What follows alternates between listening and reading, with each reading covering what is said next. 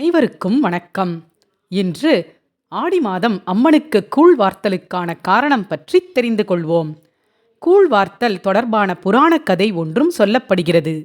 தவத்தில் சிறந்து விளங்கிய ஜமத்கினி முனிவரை பொறாமை காரணமாக கார்த்த வீரியாட்சணனின் மகன்கள் கொன்று விடுகின்றனர். இதை கேள்விப்பட்டு ஜமதக்னியின் மனைவி ரேணுகாதேவி துக்கம் தாங்க முடியாமல் துடித்தார். பின்னர் தன்னுடைய உயிரையும் விட முடிவு செய்த ரேணுகாதேவி தீயை மூட்டி அதில் இறங்கினார். அப்போது இந்திரன் மழை பொழியச் செய்து தீயை அணைத்தான்.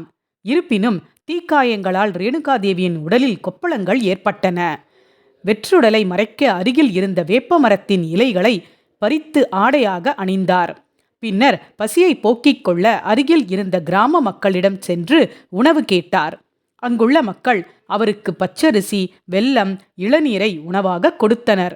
அதை கொண்டு கூழ் தயாரித்து சாப்பிட்டார் ரேணுகாதேவி.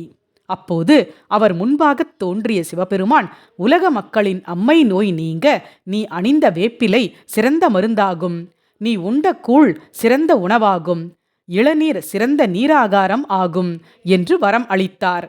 இந்த சம்பவத்தை நினைவு கூறும் வகையில் ஆடி மாதத்தில் அம்மன் கோவில்களில் கூழ் வார்க்கும் திருவிழா சிறப்பாக நடைபெறுகிறது.